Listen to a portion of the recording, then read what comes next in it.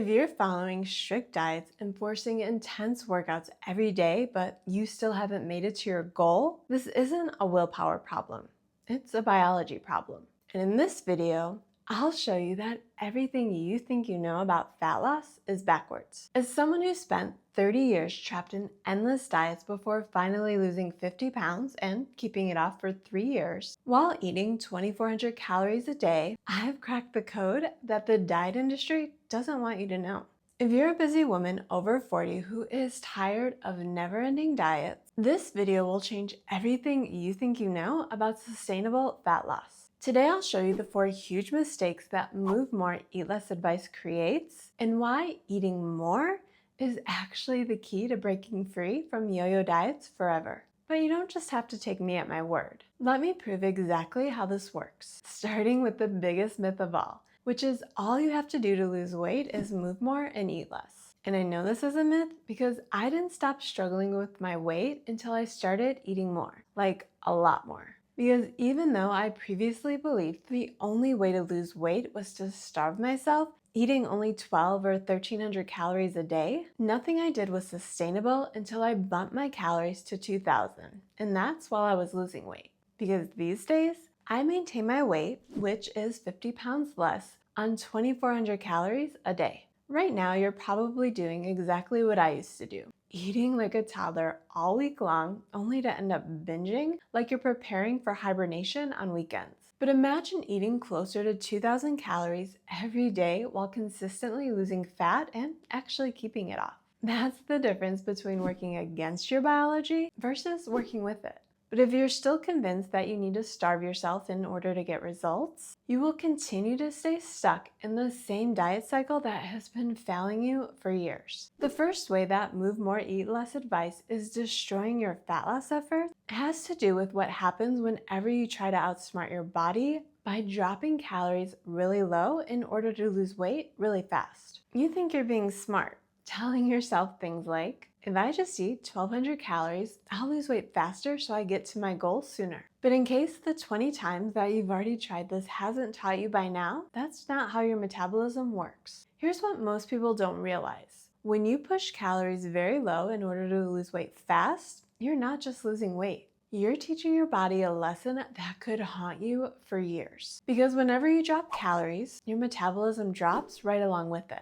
So even though 1,200 calories starts out as the deficit that helps you lose weight fast, soon enough, it becomes your new maintenance, which means 1,200 calories is where you maintain your current weight. If you haven't made it to your goal yet, then you'll have to cut even lower if you want to keep losing. If you did make it to your goal, you have to remain at 1,200 calories just to maintain your loss. As someone who sometimes eats 1,200 calories just for dinner, I'm telling you, eating less than a toddler isn't sustainable. Which means the second you try leading any semblance of a normal life, bam, everything you lost piles right back on. I lived this nightmare for decades because I didn't know any better. So whenever I was fed up with my weight, I dropped calories to 1,200 into all of the cardio to build an even bigger calorie deficit. And yes, I'd always lose weight quickly at first, but eventually I'd hit a plateau. And then I had a choice. I could either wither away by eating even less, or I could go back to adult-sized portions and regain every pound. That's not even the worst part, because there's something even more dangerous happening to your body whenever you eat too little. The second way Move More, Eat Less destroys your fat loss efforts involves something that's happening to your body whenever you lose weight too fast. But you never stop to notice because you're too busy celebrating all of those big scale drops. When you commit to a low-calorie diet, yes, the scale goes down, usually pretty fast. But what if I told you that a huge portion of that weight loss isn't even fat? Because that's exactly what I'm telling you. Here's the shocking truth your favorite weight loss influencer forgot to tell you. Low-calorie diets, they make you lose muscle. And it's not just a little, since you will lose nearly as much muscle as fat. The problem is, muscle is what's keeping your metabolism running. So when you lose muscle, you burn fewer calories. So now you have to eat less and less and less until you're eating less than a toddler just to maintain your weight. Which maybe doesn't sound like a big deal, but trust me, it is a really big deal, especially for women over 40. Here's why this is so devastating. Muscle is what keeps your metabolism up and running. When you lose muscle, you automatically burn less calories just living your life. So now you have to keep eating less and less to keep up with your metabolism that is slowing to the speed of your favorite neighborhood turtle. Yes, we have neighborhood turtles in Arizona. Women over 40 start losing 3 to 8% of their muscle every decade that you don't actively do something to stop it. When you combine that natural muscle loss with diet-induced muscle loss, now you're destroying your metabolism from both ends. That's why most women never have to count calories in their 20s while just naturally staying thin. But once you hit 40, you will gain weight even after just sniffing a donut. Which also, sniffing donuts is a huge red flag that your calories are way too low. But back to muscle loss. If you do nothing to stop it, that is grinding your metabolism to a halt, even though you follow all of these other strict rules. And not eating enough to sustain lean muscle, especially when you're in a fat loss phase, is doing exactly that. Now you might think, okay, I get it. I need to eat more protein and actually lift a few weights. But even if you follow through on that promise, if you're making this next mistake, you will sabotage everything. The third way Move More, Eat Less sabotages your fat loss efforts is a lesson in human physiology. From one former struggling dieter to another, I know you always start the week with the best intentions. You meal prep, you track every bite, and you're determined that this time will be different. You muster up every ounce of willpower all week, white-knuckling your way through every strict rule. But by the time the weekend hits, you don't know what hit you. Because here you are, shoving in chips, donuts, and appetizers like you just filmed one of those 1985 commercials featuring Sally Struthers. And if you're over 40, you know which commercials I mean. Here's what's really happening when you follow this Move More, Eat Less advice, at least until your physiology completely takes over. You're not really eating less. Well, you are at first, but only until eating too little completely overwhelms your physiology and you end up binging your way back into a calorie surplus even after starving yourself most of the week. Then you vow to do better next week. So you restart the restriction cycle on Monday, only to be back to binging everything that you felt deprived of by Friday. But this isn't a willpower problem, it's a biology problem. Whenever you restrict too severely, your body fights back with intense cravings and an overwhelming urge to eat everything in sight.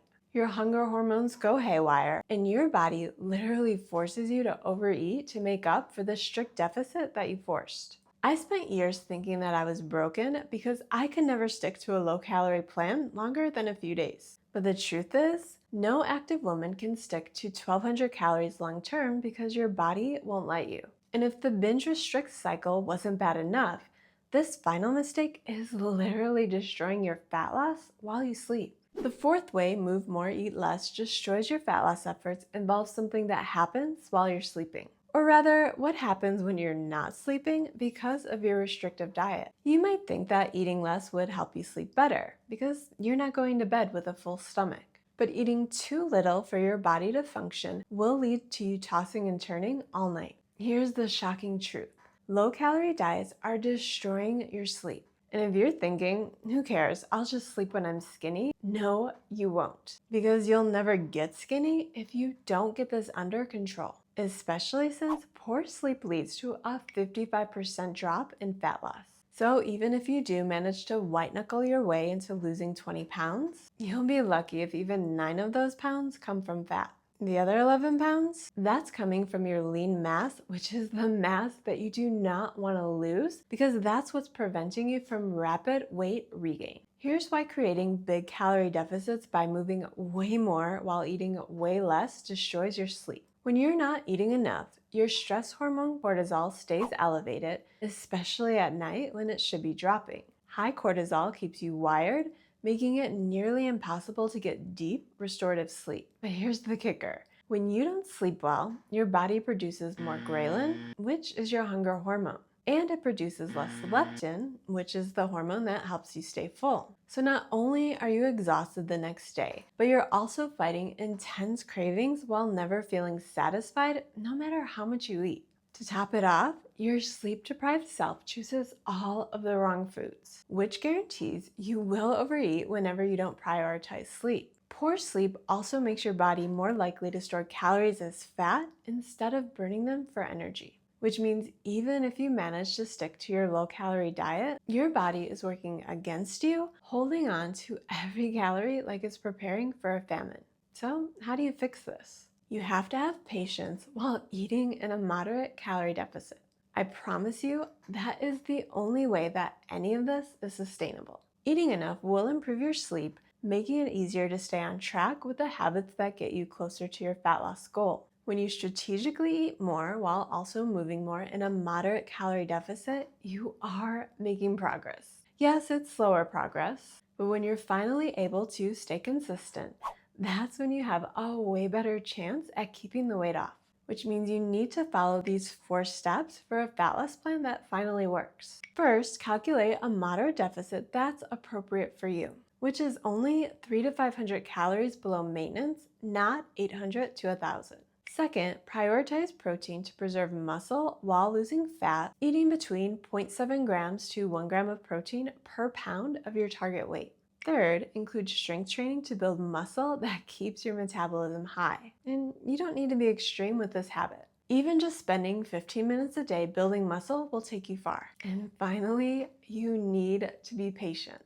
Yes, your progress will feel extremely slow, but when you follow these steps, not only will you finally reach your goal, but there's a much higher chance that you'll actually stay there. Now you have the complete framework: moderate deficit, prioritize protein, strength training, and patience. You literally have everything you need to break free from the diet cycle forever. But if you want me to calculate your exact numbers and create a personalized plan that takes the guesswork out of the entire process, check the link in the description. I'll show you exactly how to eat more while losing weight, because it's time to stop destroying your metabolism and start building it instead. And if you're ready to learn how to calculate your appropriate calorie deficit, plus how much you need to move each day for real results, watch this video next. I'll show you the exact system I use to eat more while losing weight.